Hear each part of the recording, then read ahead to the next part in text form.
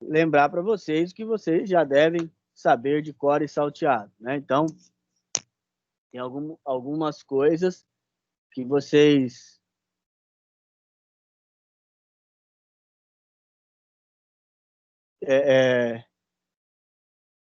já têm que saber, tá? Vocês não podem sentir dúvidas ou, assim, não ter ciência disso. Então, conforme eu já falei para vocês, toda a parte de hardware vocês já têm que saber de cor e salteado, né? Isso aí vocês já têm que ter um entendimento. É lógico que eu sempre procuro falar para vocês é que alguma coisa, principalmente relacionada à área de configuração, pode haver esquecimento, pode acontecer de vocês não lembrarem, tá? Isso aí é normal, tá, pessoal? Não é uma coisa de outro mundo. Agora, saber a função das coisas, saber onde se encaixa cada cada dispositivo, isso aí vocês têm que saber, tá bom? Isso aí vocês, por exemplo, se alguém chegar para vocês e perguntar assim, onde eu ponho uma memória? Você tem que saber. Padrão, essas coisas assim, vocês têm que saber já estamos há bastante tempo aí. Outra coisa também é a parte de instalação. Essa parte de instalação, você já tem também, por obrigação, já saber, tá? Então, se alguém tiver alguma dúvida, alguma coisa que não sabe ainda, por favor, hein, gente? Tem que dar um jeito aí de conversar, verificar onde está o erro, para que a gente possa sanar isso aí, tá? Outra coisa, a questão dos exercícios, nós vamos continuar, né? Nós vamos fazer bastante exercício, e a galera que é nova, né? Então, durante a aula, nós fazemos alguns exercícios, eu paro e dou um período para vocês fazerem, e aí vocês me respondem lá no meu WhatsApp particular. Vocês vão lá no meu WhatsApp particular e me mandam por lá, por favor. Galera nova aí, é só ir lá no grupo e me procurar que eu tô lá, tá? Então, e lembrando que os exercícios, eles não são de maneira alguma uma forma de punir vocês. Pelo contrário, né? Os exercícios são uma forma de verificar se você conseguiu agregar aquele conteúdo, de verificar se você está realmente, realmente ali aprendendo ou absorvendo o que eu estou fazendo. Tá? Então, esse é o intuito aí de vocês, né, de passar exercícios para vocês, principalmente durante a aula. Já falei que o nosso período, eu com vocês, é muito curto, então por isso que a gente vai passando ali algumas coisas para vocês irem fazendo, né? Então, conforme a gente vai aí, né, se passando, a gente vai estruturando melhor o nosso conhecimento, tá? Bom, a questão das notas, eu preciso passar notas para vocês, eu não terminei de fechar do último, né? Então, assim, creio que semana que vem eu já passo para vocês, ou então para os responsáveis. Então, te passo as notinhas aí, né? Para vocês irem sabendo, ou para vocês irem tendo consciência, tá? Bom, pessoal, então, esse livro de número 9 ele vai falar sobre estrutura de redes, tá? E aí, o que que isso quer dizer? Ele vai falar da parte de cabeamento, da parte de funcionamento de hub, de switch, de roteador, de configuração e assim por diante, mas principalmente da parte de estrutura. É evidente que vocês devem estar se perguntando como é que quando nós vamos conhecer isso depois, na prática, como é que nós vamos fazer. O intuito das aulas online é absorver o máximo, absorver ao máximo que nós pudermos do conteúdo teórico, né? E aí, quando nós tivermos a oportunidade de estar na sala de aula novamente, nós vamos lá e vamos conhecer essa parte aí, a parte teórica, tá? Então, quando nós voltarmos lá, né, voltarmos à sala de aula, nós vamos ter mais propriedade para fazer a parte prática, perdão. Então, primeiro de tudo, o que é um cabeamento estruturado? Cabeamento estruturado é aquele que nós iremos fazer a organização dos nossos cabos. Então, todas as vezes que nós vamos falar do termo organização, né, de trabalhar de maneira organizada, nós vamos falar sobre essa parte de cabeamento estruturado, tá? Então, o cabeamento estruturado, ele nada mais é do que você tornar, né, aquela sua parte de redes mais bem organizada, tá? E para isso, além de você ter toda a parte do cabeamento, você tem a parte organizacional também, tá? Então, tem toda a parte organizacional aí que ela entra nesse ramo, né, ou nessa parte que nós vamos conhecer agora, tá? Então, é muito complexo, tá? Essa parte, né, de cabeamento, é uma parte que dá muito trabalho, tá? Principalmente conhecer a estrutura física, tem muitas coisas aí que nós temos que aprender no decorrer do caminho, tá? Bom, outras coisas que nós vamos ter também é conhecer bastante tipo de cabos. Quando você vê um cabo de rede, às vezes as pessoas acham que cabo de rede é qualquer um. Eu tive um problema desses no último trabalho que eu fui fazer. A pessoa, cliente queria ela comprar os cabos, e aí tudo bem, mas ela comprou um cabo da categoria errada. E aí, na concepção dela, qualquer cabo serviria, né? Eu não posso também criticá-la. Na cabeça dela, qualquer cabo dava certo. Vocês vão conhecer que não é assim, vai depender de vários fatores para nós podermos descobrir qual o melhor tipo de cabo que nós vamos usar, tá? Se é um UTP, se um UTP simples, sem blindagem já ajuda, se tem que ter um STP, um FTP, um SSTP e assim por diante. Mas calma que no decorrer do tempo nós vamos falando.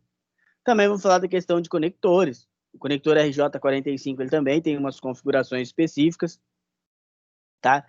E ele vai desde 25 centavos um conector até R$ 5, dependendo do conector que você vai comprar. É evidente, pessoal, que quando nós falamos em tipo de conector, quanto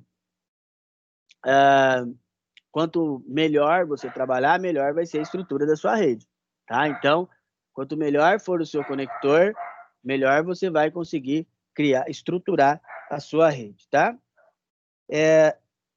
Então, nós vamos aprender também o que nós devemos levar em conta quando for estruturar uma rede. Primeiro de tudo, a capacidade que você quer, já eu vou falar de um exemplo prático, tá? E se você vai estar disposto, principalmente a parte financeira. Principalmente essa parte financeira é o que mais pega, tá? É o que mais nos dá problema. Na verdade, assim, dá problemas, você passa uma coisa e geralmente o cliente compra outra, tá? Bom, se vocês olharem o livro de vocês, ele é composto por 6 aulas, tá? Então, ele tem 6 aulas lá, da 1 até a 6, mas, já vou avisando vocês, algumas aulas, elas são divididas, tá? Por que elas são divididas? Porque há necessidade, né, de nós fazermos essa divisão para que haja um melhor entendimento. Então, ainda mais a aula online, é mais difícil ainda de nós expormos as nossas ideias, né? Ficaria mais complexo ainda quando você vai fazer o ensino online, então tem que ser com mais calma. Alguns termos são mais complicados, umas pessoas vão entender de melhor, outras pior. Então, por isso que algumas aulas são um pouco divididas aí, para ter um melhor entendimento, tá? Por exemplo, a aula 1, se eu não estou enganado, ela é dividida em 2 partes, tá? Hoje e semana que vem, tá?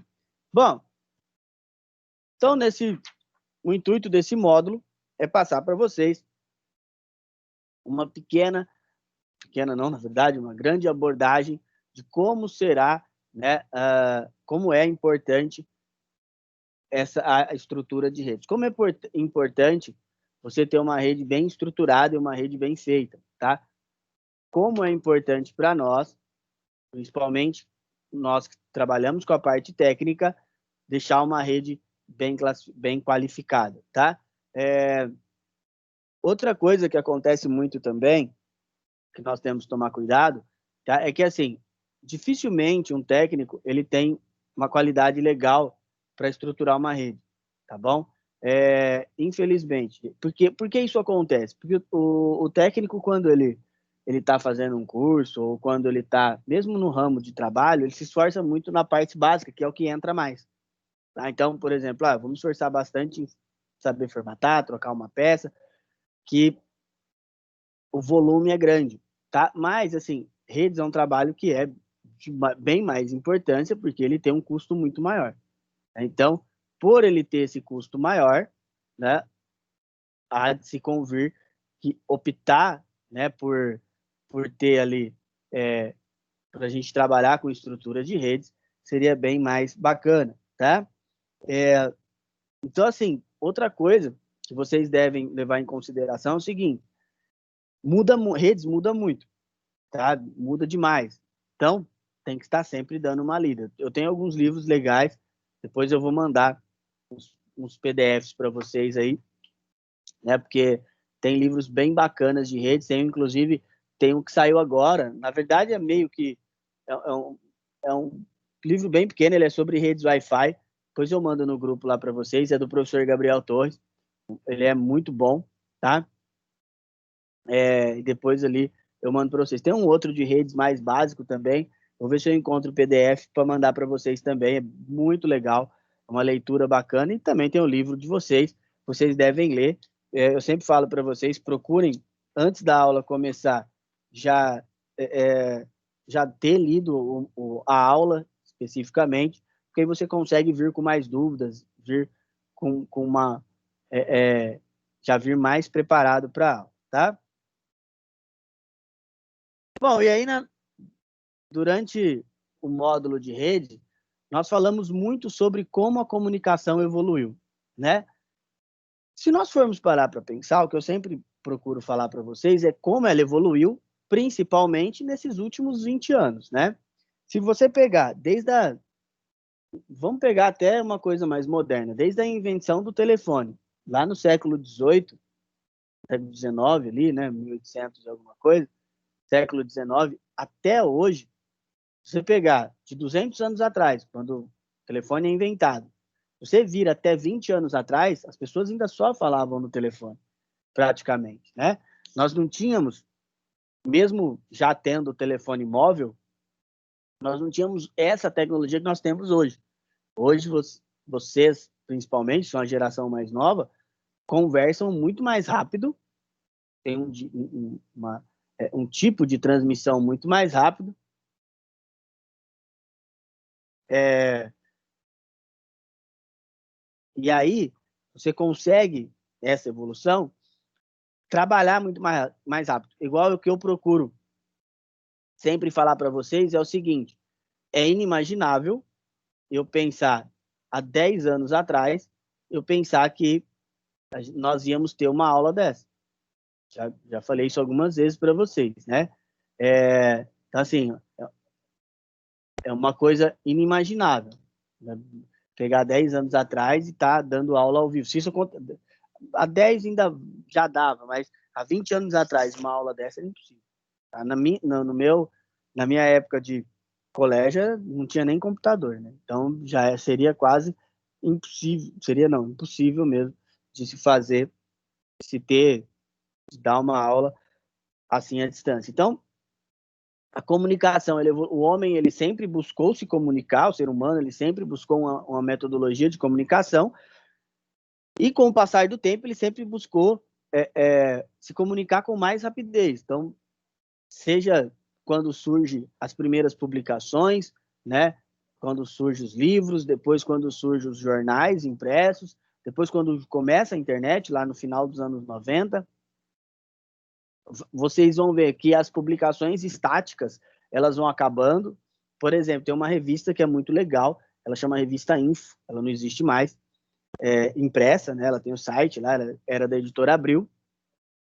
Então, assim, essa revista no modo impresso, ela fez muito sucesso, mas aí o que aconteceu? Até, ela, mesmo sendo uma revista de tecnologia, ela meio que não se preparou. Então, mesmo, igual eu sempre falo, ela que era uma revista da área tecnológica, que tinha tudo para saber se ela tomasse uma atitude, ela podia quebrar, ela não conseguiu evoluir. Ela tentou ir para o meio digital, mas ela demorou muito. E aí as pessoas, porque nós demoramos para nos acostumar com esse meio. E aí quando ela resolveu ir, ela já não tinha o mesmo poder. E também ela quis cobrar o mesmo valor, né? E tem gente também que só gosta da mídia impressa, tá? Bom, e aí como é que as redes iniciaram, né? Nós já vimos isso, as redes iniciaram lá nos Estados Unidos por causa de um projeto acadêmico-militar, né? Era feito dentro das universidades, mas quem financiava era o governo americano, né? E esse projeto acadêmico-militar, ele criou muita coisa, né? Ele auxiliou muito. Esse projeto chamava ARPANET, lembrando que nessa época o mundo vivia o auge da Guerra Fria, e o que fez com que a tecnologia de redes evoluísse muito mais rápido foi o seguinte: a Rússia ela lança um satélite para o ar, o satélite chamado Sputnik, e esse satélite, a função dele era dar uma volta na órbita da Terra e cair. Ele não tinha nada dentro, ele tinha uma lâmpada dentro que ficava piscando, mas ele não tinha nada de absurdo dentro dele que pudesse fazer com que ele tivesse algo sobrenatural. Mas o governo americano não sabia disso. Não sabendo disso, o governo ficou com muito medo e começou a trabalhar cada vez mais, investir muito em tecnologia, né? Aí era a famosa corrida ao espaço, tá? E aí ele investiu muito nessa parte de redes. A primeira comunicação, a primeira vez que teve uma tecnologia de redes eram 4 computadores. Era numa base em Utah, a Universidade de Oakland, em Los Angeles, o MIT e a Universidade de Stanford. Então, foi uma comunicação entre as 4. Depois disso foi aumentando muito rápido. E em pouco menos de 10 anos, já tinham 100 mil pontos de redes, né? E aí o governo não aguentou, não é que não aguentou, né? Começou a não ser mais tão prioridade do governo, ele sai, né, ele sai dessa alçada e deixa só as universidades. Nesse ponto, tinha um protocolo que chamava NCP, era um protocolo que transferia dados, era o que foi usado na primeira. E como é que funcionava o NCP? O NCP, vamos supor que nós tínhamos 10 computadores na rede. E o NCP precisava enviar alguma coisa para o computador 3. Todos os outros computadores ficavam fora da rede, tinha que esperar tudo acabar. Foi então que esse NCP evoluiu e surgiu o protocolo TCP/IP. Na verdade, o TCP primeiro e depois, mais para frente, lança-se o IP. Qual que é a diferença entre um e outro? O NCP ele tinha que transportar todo o pacote de uma vez. O TCP ele quebrava isso em vários pedaços e ele fazia com que, né, a rede não parasse. Então, por isso que ele é usado até hoje. Outra coisa interessante é o seguinte, para você entender, se nós tivéssemos o NCP até hoje, vamos supor que todo mundo aqui tem uma conta no Netflix, né? E aí você vai querer assistir um filme. Você põe o filme e o seu colega do seu lado quer assistir também. Ele não consegue assistir porque ele tem que esperar você acabar. Basicamente é isso, tá? Bom, e as redes, elas têm alguns tipos que fazem parte da sua classificação, né? Então, elas podem ser, os tipos de rede, eles podem ser por distância, são a LAN, a WAN, a MAN, por topologia, são as redes estrela, barramento, tá? Pelo protocolo, aí TCP/IP, FTP, HTTP, tudo isso são protocolos, e por interface. Interface é se ela é uma rede LAN, se ela é uma rede Wi-Fi, por exemplo, tá? Então, tudo isso são protocolos, tudo isso são, perdão, tipos de redes, tá? E aí uma classificação que é a mais interessante de todas para a gente saber é a classificação segundo a sua distância, tá? E como é a classificação segundo a sua distância? Segundo a distância é o seguinte, a menor possível é a LAN, é uma rede local. Por exemplo, a rede da sua casa. Se você tem um roteador na sua casa, você possui uma LAN, tá? LAN quer dizer Local Area Network, uma rede local, é uma rede de pequeno porte, tá?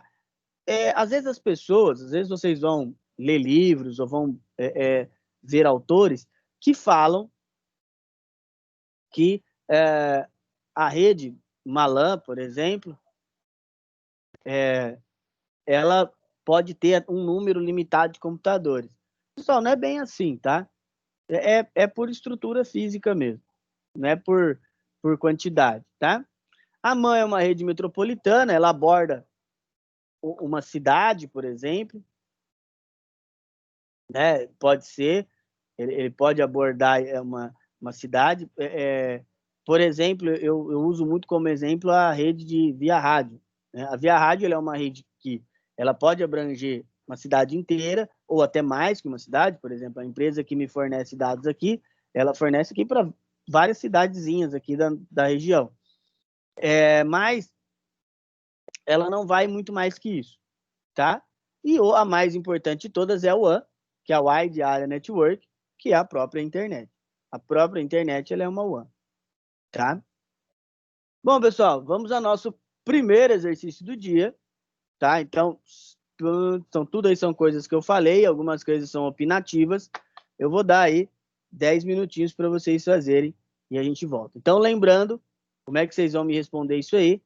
Vocês podem responder num caderno, tirar uma foto e me mandar. Vocês podem mandar direto lá no meu WhatsApp particular, digitando lá, não tem problema.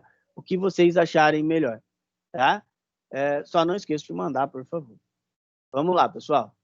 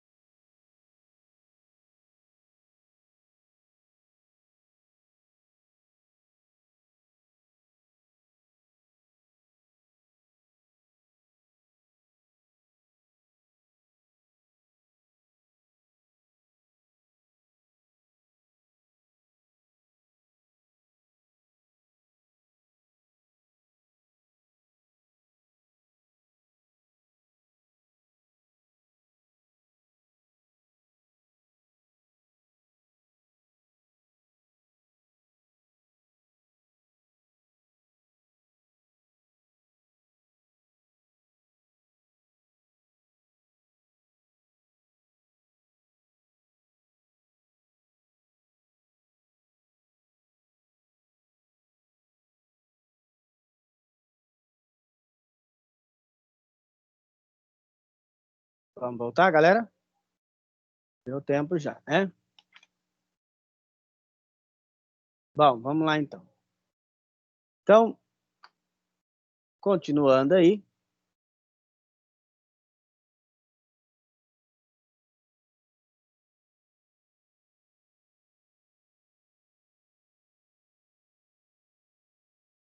Então, vamos lá. Continuando aí, pessoal. Então, uma das coisas que nós temos que entender também são os tipos de arquitetura, né? E aí, quando a gente vai falar de arquitetura, né, nós temos duas basicamente que são as mais usadas. Para ser sincero para vocês, vou colocar como as únicas usadas, tá, gente? Por que as únicas usadas? Porque são as configurações que hoje são possíveis. Se vocês pegarem o livro de vocês, ou se vocês pegarem principalmente livros mais antigos, vocês vão ver que tem muitas outras arquiteturas ou muitas outras estruturas. Mas vocês já vão ter ali uma ciência de que, hoje em dia é muito difícil pensar em outro tipo de arquitetura. Por quê, pessoal? Porque é o seguinte, se você pensar hoje a arquitetura cliente-servidor, ela é muito simples, é só uma arquitetura que você, dentro da sua rede, você vai ter um computador que vai gerenciá-la. Então, por exemplo, aí vem a parte que nos deixa intrigados, né? Tem alguns autores que eles falam que o roteador ele pode ser contado como um gerenciador de rede. Alguns falam que não. Falam que para ser um gerenciador de rede tem que ser um computador físico, né? Que essa é a definição do Tannenbaum. Então, se vocês um dia numa prova me falarem que a rede de vocês aí ela usa arquitetura cliente-servidor, eu vou ter que aceitar, porque tem autores que falam isso. Se alguns falarem que não, eu também vou ter que aceitar.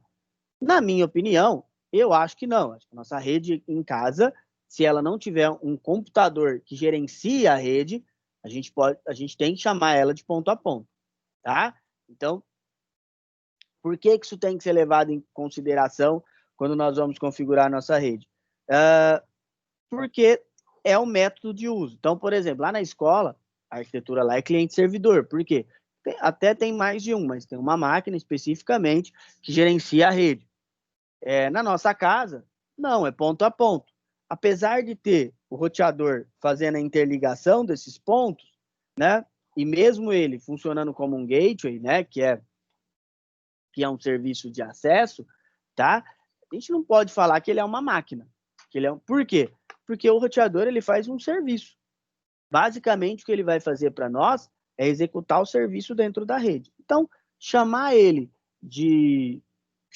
falar que ele ali, ele pode ser um servidor, eu acho não, com certeza, é forçar um pouco a barra, tá, pessoal? Então, a gente não pode ter essa denominação com o nosso roteador. Então, na nossa casa, a nossa rede, eu chamaria de ponto a ponto ainda.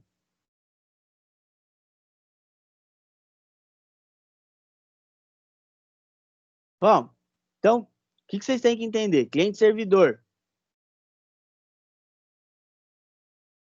é, é uma rede,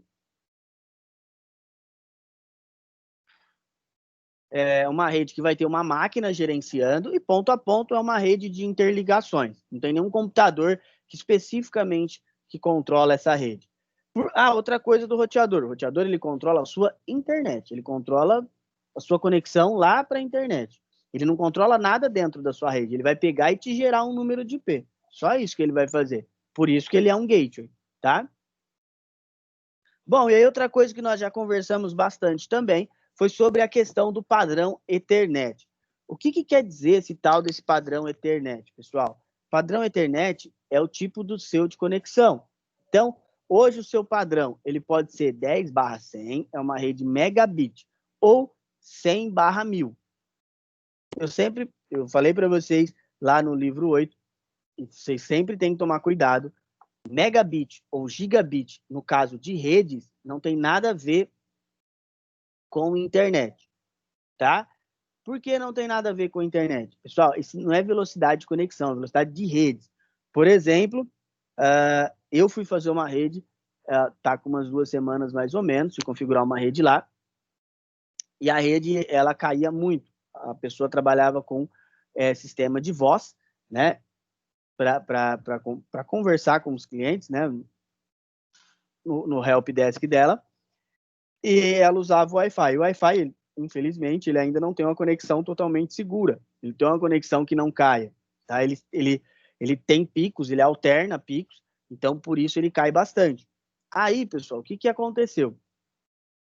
Quando eu fui lá, né, nós fomos cabear, é uma cliente que queria optar, ela perguntou para mim, quero que você monte uma rede 100%. Então, ela colocou um switch gerenciável com portas gigabit, nós colocamos um cabo Cat7 blindado, né? E trocou todas as portas de rede dos computadores. Tem 2 notebooks lá só e não tinha como trocar, mas todos os outros trocou por placas também gigabit. Então, tira da placa onboard. Aliás, quando eu falei de servidores para vocês um pouquinho, eu falei para vocês que o ideal é não usar a porta onboard, né? Então, colocamos ali e a rede ficou toda gigabit. Isso não quer dizer que a velocidade da internet foi para 1 giga. Não, a velocidade da internet é o tanto que você contrata, tá? O que pode acontecer é o contrário, vir menos. Por exemplo, você contrata 100 mega e às vezes seu roteador não consegue te fornecer os 100 mega. Isso pode acontecer, tá? Mas o cabo de rede não influi nisso. O que aconteceu ali?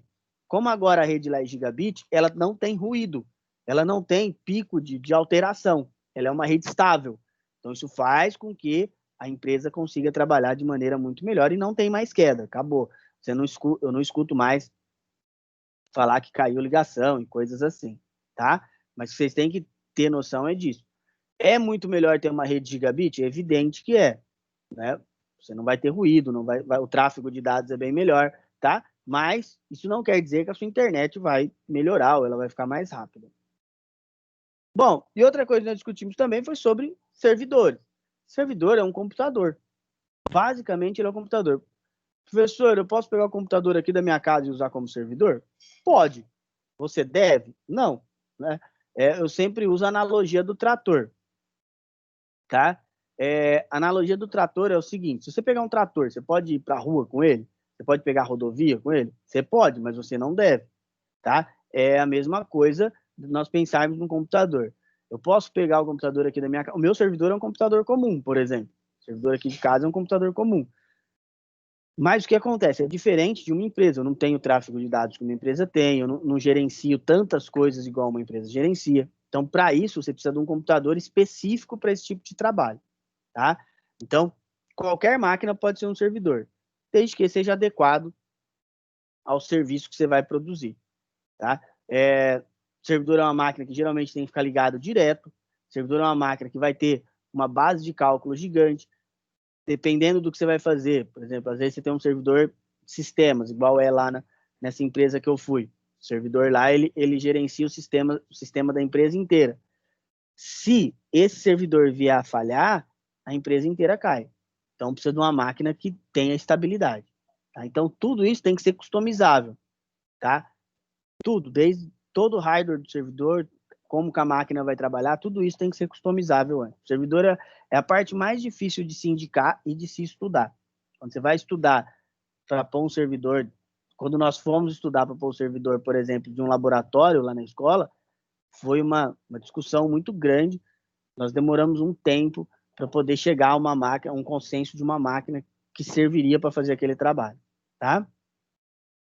Bom, e aí existem alguns tipos específicos de servidores. Por exemplo, quem faz o papel do DHCP? DHCP quer dizer Dynamic Host Configuration Protocol, ou configuração de protocolo de hospedagem de protocolo automático. Isso, na verdade, quer dizer o seguinte: é quando alguém te fornece um IP, tá?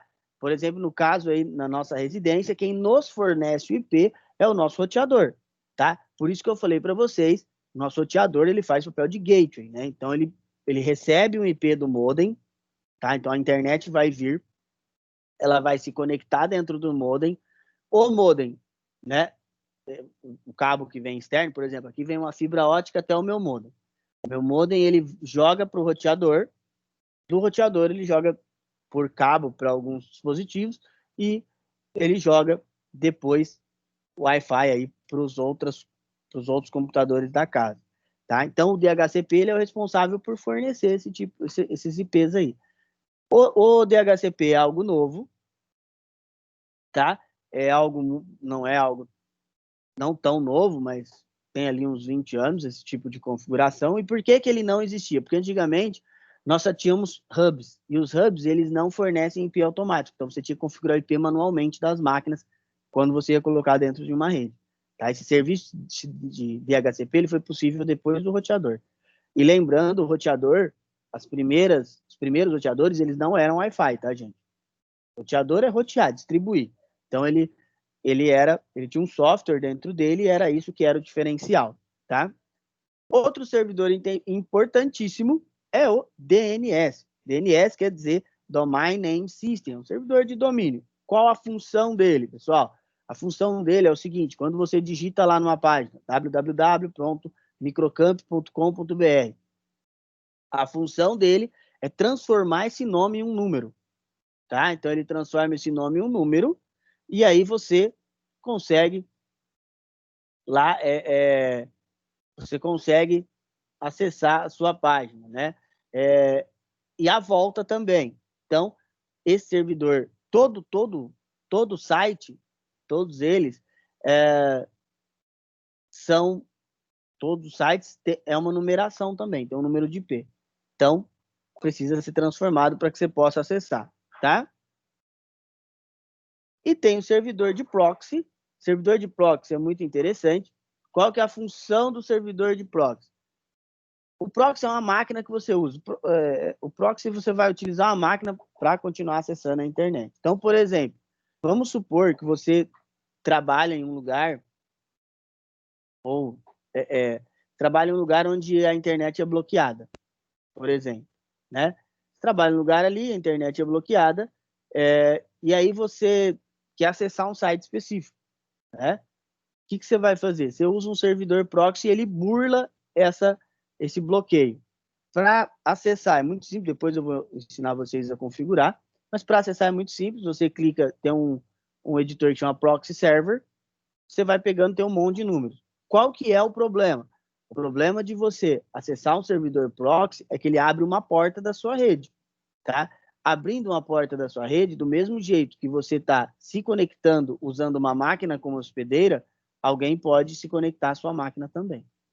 Então, você tem que levar isso em consideração, tá? Então, tomar bastante cuidado. Antigamente compensava usar proxy, hoje já não mais, tá? Hoje, para ser sincero para vocês, não tem mais lógica fazer uso de um servidor proxy, porque a internet fica muito lenta. Um dos problemas relacionados ao uso do proxy é a lentidão que a internet fica, tá? Muito lento mesmo, tá? Bom, e o host é o hospedeiro. Por exemplo, igual eu falei para vocês lá, quando você vai se conectar à sua rede, você vai se conectar à internet, ou você vai se conectar à sua página, você vai lá acessar a sua rede social, ou então acessar a página da Microcamp, por exemplo, tá? Você precisa de um computador. O computador que armazena essa página, tá? E o computador que armazena essa página, ele é o host, tá? Existem alguns sites que fazem isso, né? Por exemplo, tem alguns servidores, tem a Hostnet, a HostGator, tá? Todas elas são lugares onde ficam os arquivos. Se você for lá um dia, vocês forem pesquisar e verem um lugar onde armazena esse tipo de informação, vocês vão ver que é computador mesmo. É lógico, é um computador de grande porte, é um serviço maior, mais elaborado, mas é um computador igual a um servidor comum, tá? Bom, pessoal, alguém tem alguma questão? Ou podemos continuar?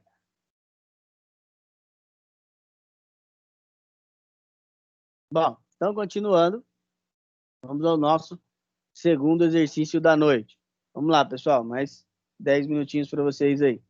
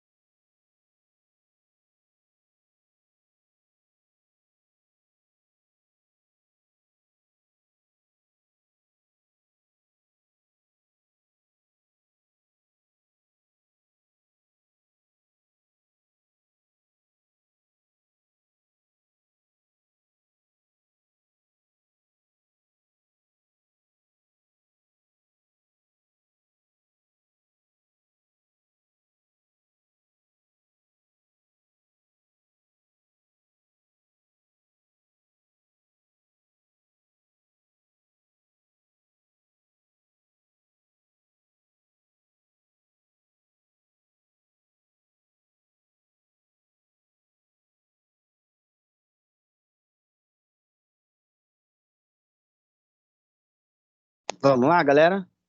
Deu tempo, né? Então, continuando aí.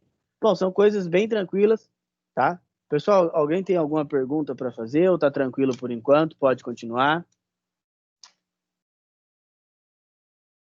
Hoje eu tô liberando vocês das perguntas aí, para vocês lerem para mim, mas semana que vem vocês vão ver. Semana eu tô com a galera nova para gerenciar. Semana que vem a gente volta no mesmo esquema. Vou pedir para vocês lerem as respostas, viu?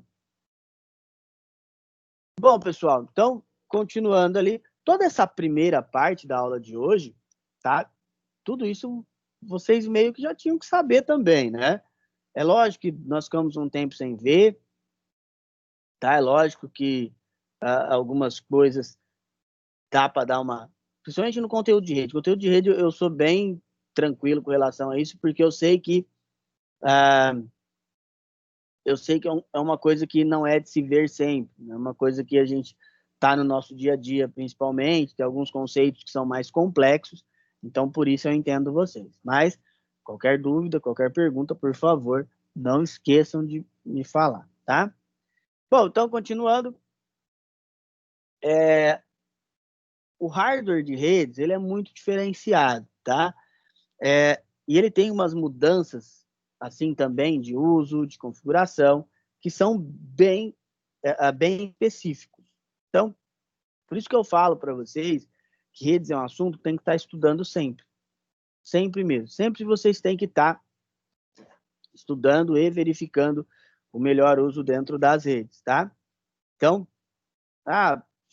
mas eu posso ter, assim, alguma coisa dentro de redes que vai fazer com que a minha rede não trabalhe de maneira legal, ou uma coisa no meu hardware especificamente vai dar mais erro que outra, né? Sim, por exemplo, eu tô trabalhando com o meu conteúdo ali dentro de redes, é, né, trabalhando dentro da nossa rede aí, e aí, né, por exemplo, uh, eu, o hardware que eu escolho, ele pode fazer com que a minha rede deixe de funcionar de uma maneira legal? Pode, e muito, tá? É muito importante você saber mensurar o seu hardware de maneira correta. Por quê? Porque quando nós estamos aí, principalmente nessa parte de trabalho mais difícil, né? Quando você vai precisar de uma conexão melhor, né? Quando você vai precisar de um hardware melhor de trabalho, né? Igual lá eu falei para vocês na rede que eu fui fazer, naquela rede especificamente precisava de uma conexão mais estável, tá? Isso faz com que eu necessite de algumas ferramentas específicas de hardware, tá? Bom, se eu chegar para vocês e falar assim que eu estou filtrando a minha rede pelo endereço de MAC, o que vocês têm que entender? O MAC address, né? Ele é o endereço físico da placa, tá? Assim como você tem o endereço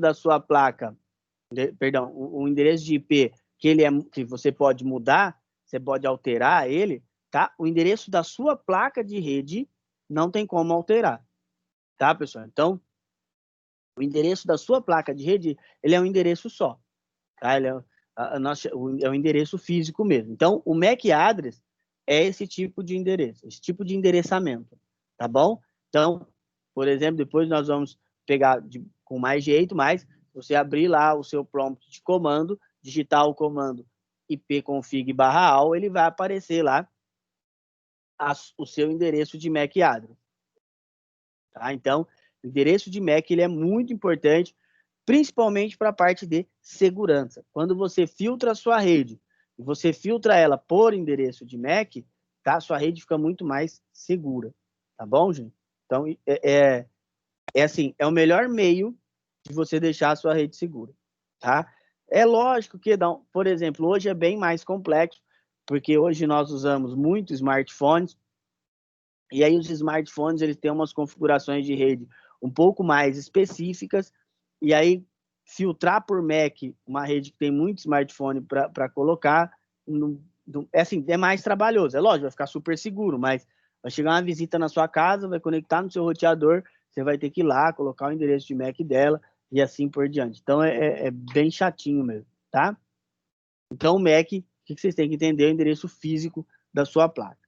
Bom, e a sua rede, quando você se conecta, o seu computador principalmente, ele tem portas específicas lá dentro da rede. Cada porta ela tem uma ação.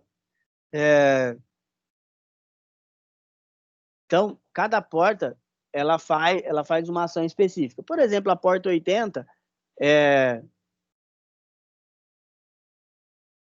a porta 80 é a porta de internet, tá? Então, quando você se conecta à internet, é a porta 80. O FTP é de transmissão de arquivos, né? Porta DHCP é a que vai gerenciar os IPs, tá? Tem outras importantes aqui, ó, SMTP e a POP são de e-mails, envio e recebimento. O que vocês têm que entender dessa questão de portas? Se uma porta dessa fica aberta, tá? O que vai acontecer? O que vai acontecer é que há uma possibilidade de alguém invadir sua máquina. Então, por exemplo, às vezes tem uma galera que gosta muito de usar torrent, né? Hoje em dia é mais complexo, não se baixa mais tantas coisas, né? Mas usava-se muito torrent, muita conexão, muito peer-to-peer via torrent. E qual o princípio do peer-to-peer? Peer-to-peer quer dizer ponto a ponto, tá? Ponto, dois pontos, que foi crescendo e virou um ponto com milhares de máquinas. Quando você faz uma conexão por torrent, essa conexão ela vai, além dela conectar na sua máquina, por exemplo, você vai estar lá, você digita, eu quero baixar um sistema operacional por torrent. Aí você vai, escolhe o seed, que a gente chama, o arquivinho lá para começar a gerar, e ele vai procurar a fonte mais próxima. Ele vai procurar onde está mais perto ali de você para ser mais rápido, tá? Qual que é o problema? Do mesmo jeito que você está pegando de alguém que compartilhou, você está compartilhando também. Qual que é o perigo disso aí? O perigo é alguém acessar a sua máquina. Então, vou dar uma dica para vocês. Você quer baixar alguma coisa por torrent? Tranquilo. Cria uma máquina virtual. Cria uma máquina virtual, abre o torrent lá, baixa o que você quer, depois fechou, acabou. Tá? Porque aí é muito mais difícil da pessoa, de qualquer invasor, tentar acessar a sua máquina. Tá? Então tem que tomar muito cuidado com portas de internet. Fiquem tranquilos também que nós vamos falar sobre isso depois. Tá? Bom, e a regra de IP, né? Nós já falamos bastante sobre isso. Nós temos dois tipos de IP, basicamente, hoje, né? Hoje nós temos ainda o IPv4, que é o IP mais antigo, mas ainda é muito usual, principalmente nas residências. IP quer dizer Internet Protocol, né? Protocolo de IP. O V4 é versão 4. O IPv4 é formado por 4 octetos de 8 bits. Então, o que é isso? São todos aqueles números. Por exemplo, o IP da minha casa aqui é 192.168.0.1. Na verdade, o IP do meu roteador. Cada um desses, quando ele vai fazer a transferência para a placa de rede, ele transforma em números binários. Tá? Então, por isso que vocês têm que entender. São 4 octetos de 8 bits cada um. Tá bom? 4 vezes 8, ele vai formar 32 bits. O que aconteceu? Foi passando o tempo, esse número foi ficando limitado. Utiliza-se o IP desde os anos 70. Então, a quantidade de IPs hoje no mundo, ela não suporta mais. Então, assim, a quantidade de IPs ela foi sendo limitada. E o que aconteceu? Depois nós vamos discutir, acho que na próxima aula nós vamos discutir sobre IP especificamente, e nós vamos falar sobre classes, tá? O que aconteceu depois também? O que aconteceu foi que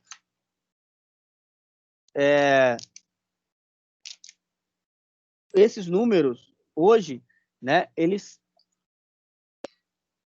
eles estão limitados, né? Então, na verdade, eles já acabaram. E aí precisou-se fazer um estudo maior e lançar o IPv6. O IPv6 ele trabalha com caracteres hexadecimais. Então, esses caracteres hexadecimais, eles têm uma propriedade, uma quantidade de números muito superior do que o IPv4. Por exemplo, se você for ver o IPv6, se você for lá também e verificar ipconfig/all, você vai ver que ele tem letras e números juntos com ele. Né? Então, como ele tem letras e números, ele tem uma capacidade muito superior de armazenar máquinas. Então, por que esses números foram acabando? Porque todo site, igual eu falei para vocês, cada site ele tem um número de IP específico. Por ele ter cada um número de IP específico, ele vai utilizar cada um número, então esse número ele é limitado. Tá? Agora, com o IPv6, ele é hexadecimal, então é 2 elevado a 64, então esse número é muito grande. Não posso falar que é infinito, porque ele tem um fim, mas é muito grande, dificilmente nós vamos conseguir atingir. Tá? Bom, e também, outra coisa que nós já falamos, mas nós vamos testar na prática, são as máscaras de rede. Como é que uma máscara de rede funciona? Ela vai utilizar, perante as classes, você vai fazendo trocas com ela, e aí você pode fazer com que mais máquinas acessem a rede. Tá? Com isso, você vai criando sub-redes dentro da sua própria rede. Então, isso vai ficando cada vez maior. Tá? Uma rede cada vez maior. Lá, por exemplo, na escola, nós temos 3 sub-redes. Tem uma rede, a rede principal, e tem as 3 sub-redes. Tem a rede administração, coordenação e a rede do financeiro. Então, são 3 sub-redes diferentes. Acho que tem mais uma, se eu não me engano. Então, são independentes e nós não conseguimos acessar uma na outra, tá?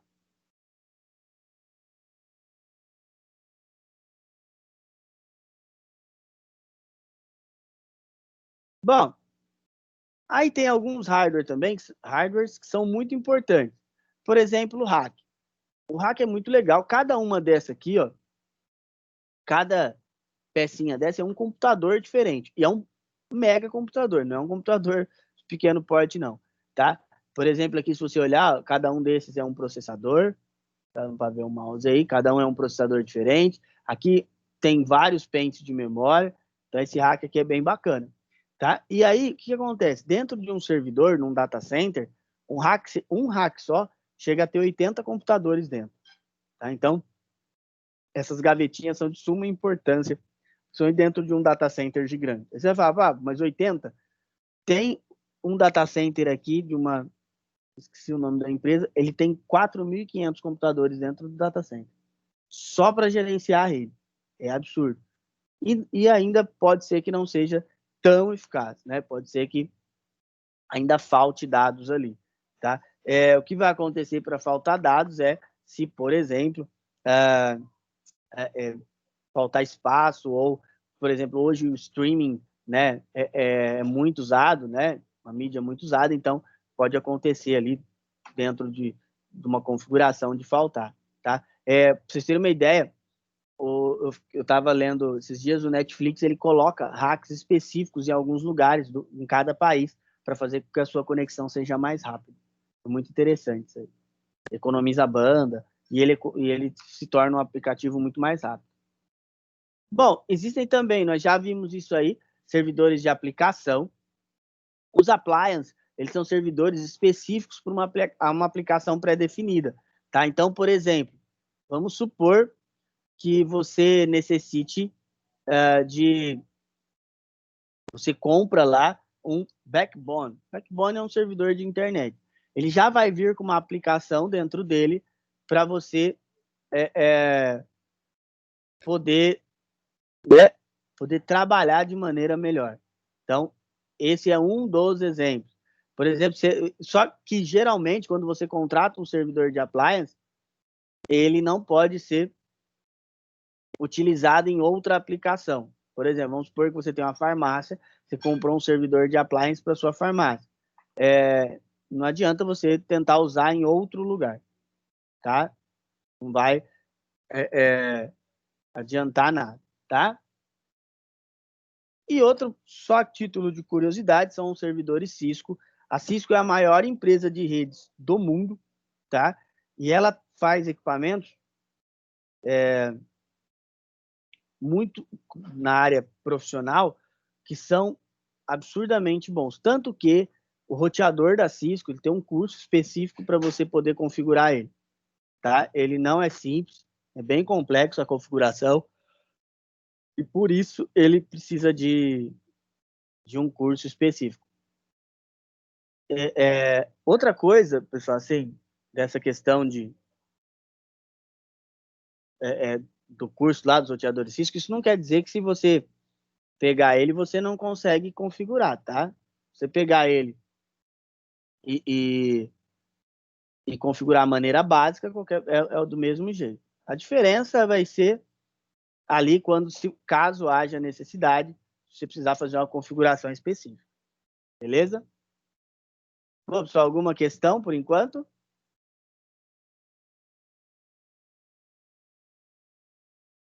Bom, vamos para o penúltimo de hoje. Vamos lá, rapidão, tá? Podem fazer aí, por favor. Rapidinho aí que tem mais bastante coisa para falar, hein, gente?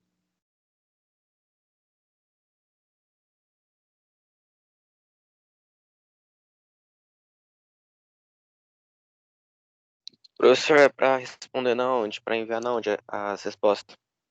Pode me enviar direto no meu WhatsApp, não tem problema.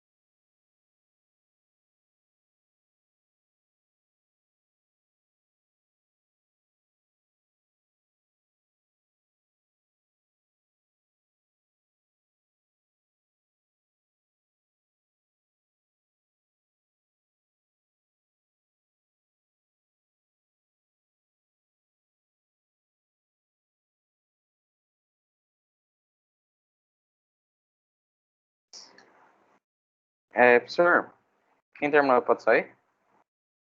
Não, ainda tem mais. Ah, tem mais? Tem mais um pedaço ainda.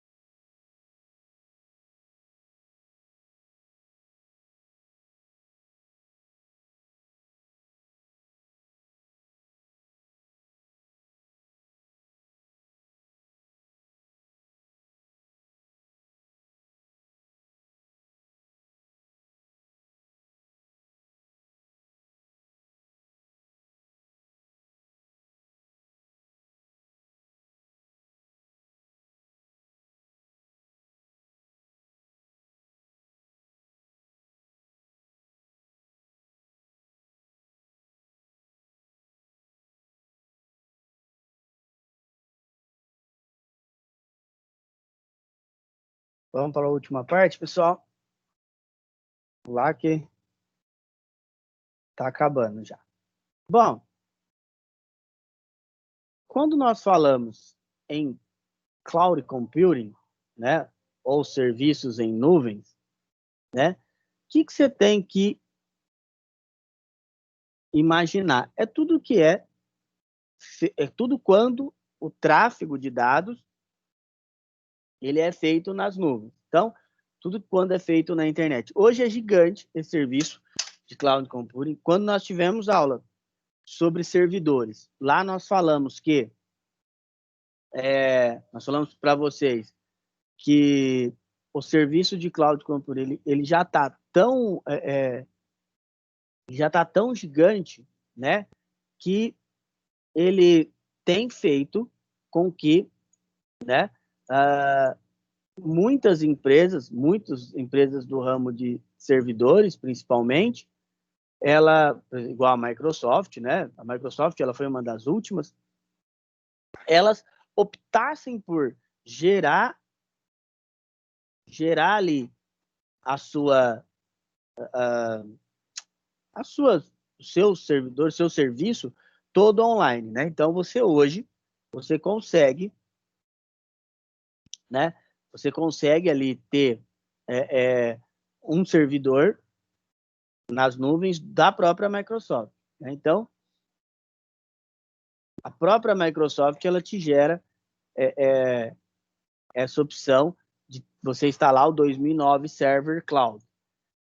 Uns outros fabricantes já vendem espaços assim também. Então, eles já vendem alguns espaços específicos para a área de iCloud, né? Para rodar nas nuvens, tá? E é muito bacana isso aí. Por quê? Porque vamos supor, por exemplo, que você tem uma empresa e você quer armazenar ali, você quer armazenar os seus dados todos nas nuvens, né? O que você vai fazer? Você não precisa ter um parque tecnológico tão grande. Essa é a parte boa, né? Qual que é a parte ruim? A parte ruim é que, por ser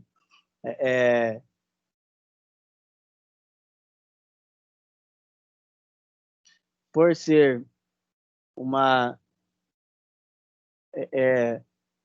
por ser estar usando um outro parque, você tem aquela questão da segurança que não dá para você ter 100% de certeza que vai se adaptar a você, Então tem tudo isso, tá?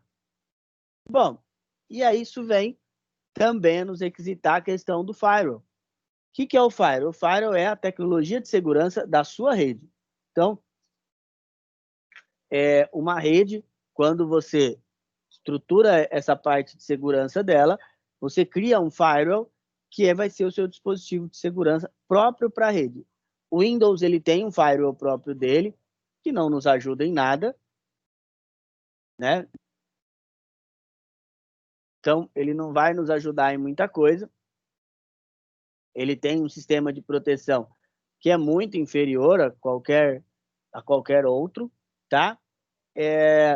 Mas, né, é o que ele nos disponibiliza. E aí o firewall, ou você opta por comprar um, tá? Você pode comprar um software que já vem com um firewall, né? Um programa que ele vem com firewall embutido, ou então você pode também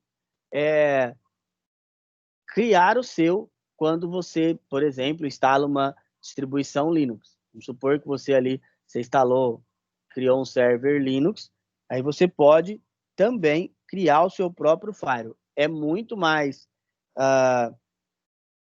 tem uma configuração muito melhor, né? Não tem nem dúvidas, né? O firewall do Linux é muito melhor que o do Windows. Aliás, igual eu falei para vocês agora, o do Windows ele não serve para nada, tá? Ele não te protege de nada. Bom, e aí outras coisas que a gente vai falar bastante também é sobre alguns tipos de hardware de redes, tá? Por exemplo, a placa de rede, e aí a placa de rede, ela chama Ethernet. Ela tem uma lógica por ter esse nome, tá? Por que tem o nome Ethernet? Porque quando ela foi criada, e aí o pesquisador lá que criou ela, ele ele achou, né, que a comunicação se expandia como o éter. Então falava assim, igual o éter, né, se expande no ar, essa comunicação também, ela também passa, né? Então, por isso que ficou Ethernet, tá? Hoje nós temos os dois tipos, né? 10/100 e a 100/1000, igual nós discutimos aqui. Uma pode ser uma Ethernet, uma megabit, a outra é gigabit, tá? Então, essas são as principais diferenças entre um tipo de conexão e outro. Geralmente, quando vamos trabalhar em redes, nós trabalhamos com placas off-board, porque a on-board, por ter essa ligação com a placa, ela não trabalha de maneira muito legal, tá? Bom, o cabo de rede, ele pode ser par trançado e depois, na próxima aula, nós vamos aprender todos os diversos tipos de cabo que existem, tá? Às vezes você vê aquele cabo de rede e você acha que só há uma configuração disponível. E não é assim, tá, pessoal? Não é dessa maneira. Tem muitos outros tipos de cabo que podem ser. Por exemplo, tem o CAT5, CAT5E, CAT6, CAT7 e assim por diante. Isso que eu quero que vocês entendam. Uma coisa que a gente tem que tomar cuidado também é assim, quando eu vou falar para vocês 1, 2 vezes no máximo sobre essas configurações de cabo. Então, por exemplo, para vocês entenderem mais, tem que estar sempre pesquisando, sempre dando uma olhada em outras opções, tá? Não pode pensar que vocês vão ver uma vez e já vai entender pro resto da vida, tá? Bom, este é o Hub, a gente já falou sobre eles também. O Hub, ele vai fazer o quê? Ele vai dividir a sua rede. Então, ele vai pegar a sua rede e dividir a quantidade de conexões. Qual que é o problema do Hub? Hoje o Hub puro, igual tinha há 20 anos atrás, não existe mais, tá, pessoal? Todo Hub hoje ele é switch. Por quê? O Hub, quando você ia mandar uma informação, ele corria muito risco de ter colisão de pacotes, tá? Acontecia muito. Então, como isso acontecia? Vamos supor, igual esse Hub que está na tela de vocês, ele tem 8 portas. você estava na porta 2 e você queria mandar uma informação para a porta 8. Ele mandava para todas as portas. Então, por isso havia colisão de pacotes, a rede caía muito, era bem complicado. Para isso, a evolução do hub é o switch. Switch tem diversos, tem desde daquele mais simples, que é parecido com o hub. Aliás, hoje todos os hubs são switches, igual eu falei para vocês, até os mais complexos, que são gerenciáveis, que é esse igual o exemplo foi um que eu instalei. O gerenciável, você pode, ele tem um software dentro dele, você pode gerenciar as metodologias de conexão. E o switch normal, qual que é a diferença dele? A diferença principal é que você pode, quando você vai mandar uma informação, por exemplo, esse aí que está na tela de vocês, é o de 24 portas, quando você vai mandar uma informação, ele manda especificamente para a porta que você precisa. Então, por exemplo, eu estou na porta 2, eu quero mandar para 8, eu vou mandar só para a porta 8, não vou mandar para as outras, tá? E aí, cada switch, quanto mais melhor a informação, quanto melhor o seu switch, ele tem uma qualidade melhor de transmissão. Então, tem vários fabricantes e vários tipos de switch cada vez melhores, tá? Outra coisa que diferencia também, o gerenciável, ele vem com software, mas ele é mais novo. Por quê? Quando o switch começou a dar problema, foi criado o roteador. Igual eu falei para vocês, o roteador, esse que vocês estão vendo, é um residencial, tá, pessoal? E o roteador, esse roteador sem fio que nós estamos acostumados hoje, tá? Ele é uma criação até nova. O roteador, ele existe, a criação principal dele foi para dividir a rede e ter um software que gerenciasse essa rede. Então, esse era o intuito principal do roteador. Então, o intuito primário dele não era o de você pegar e configurar uma rede Wi-Fi. Como eu falei para vocês, os primeiros roteadores nem Wi-Fi tinham. Na verdade, também, quando você pega um roteador e vai falar sobre o Wi-Fi deles, tem que falar sobre o modo AP. Tá? Então, esse modo AP é o modo de roteamento, tá bom? Aí tem alguns tipos, esse, por exemplo, que está na tela de vocês, é um roteador doméstico, que nós falamos. Ele tem uma limitação quanto ao seu software, as características de software dele são menores, e ele tem uma limitação também de conexões. Ele não tem tantas conexões igual este outro, que é um roteador profissional. Né? Um roteador profissional, ele tem uma quantidade de conexões maiores, ele tem um software muito mais complexo, que você pode configurar muito mais coisas, tá bom? Então, essa é a diferença principal entre um e outro, tá? Mas o uso é o mesmo, ele tem um modo AP e esse modo vai fazer a repetição. O repetidor, ele vai receber o sinal sem fio e vai retransmitir esse sinal. Repetidor, geralmente ele é muito ruim. Por quê? Porque ele depende muito do roteador. Se você tem um roteador, ele dá erro de conexão, se você pôr um repetidor, ele vai continuar dando erro. Tá? Por quê? Porque o roteador, ele não consegue te mandar conexão integralmente. Ele não consegue ficar te mandando conexão estabilizada. Sempre vai dar uma perca, sempre vai cair. Tá? E quando cai, o seu repetidor cai também. Então, tudo isso ele gera problemas de conectividade. Se for para, vamos supor, por exemplo, se for para você, entre você instalar um repetidor e tiver que passar um cabo, coloque 2 roteadores, que é bem melhor. Tá? Muito melhor mesmo. Bom, e aí, outra coisa que nós debatemos muito é como configurar uma rede Wi-Fi. Uma rede Wi-Fi, né, ela é muito assim, hoje ela é muito mais a questão de configuração, de como você vai configurar essa rede, tá? Você vai pôr o seu roteador num lugar que ele expanda ao máximo possível.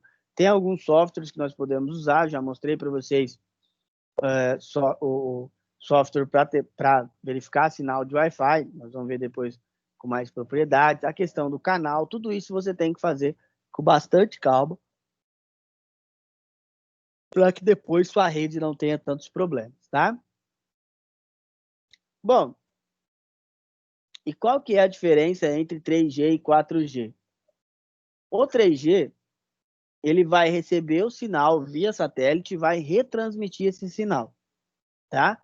Como é que o 4G funciona? Vem um cabo de fibra ótica até a torre e a torre retransmite esse sinal. Por isso que ele é muito mais rápido do que o 3G.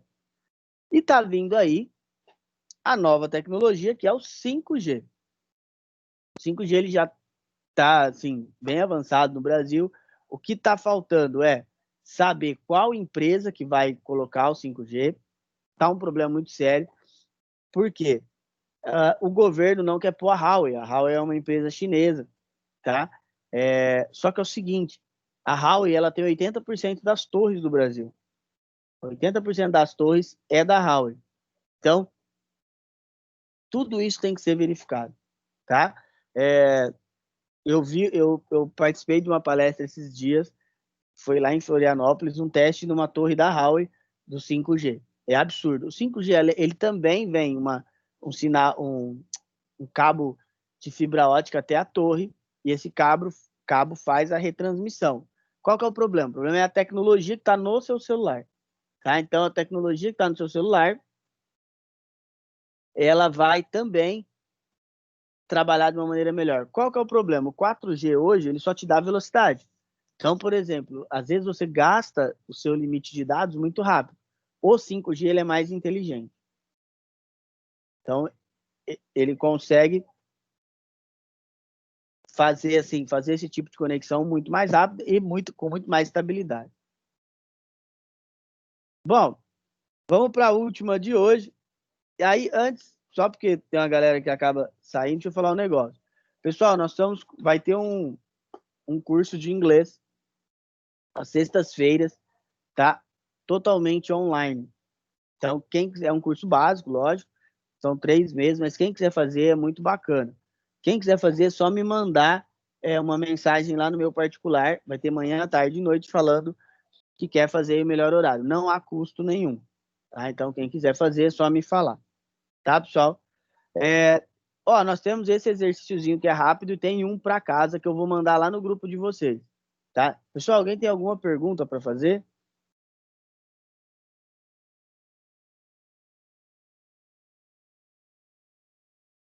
Não? Então, podem fazer mais esse. Esse ainda é para hoje, nós temos 10 minutos ainda, tá? E depois eu vou mandar no grupo de vocês o exercíciozinho para cá. Podem começar, pessoal.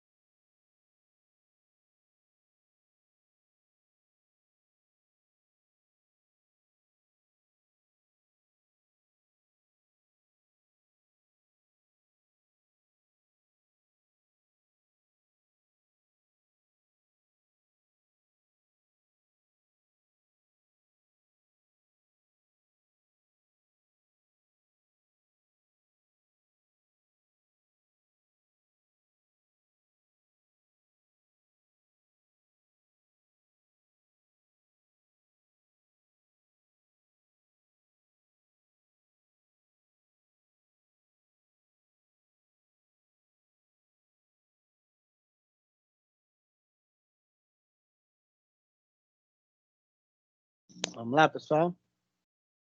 Bom, então, alguém tem alguma pergunta?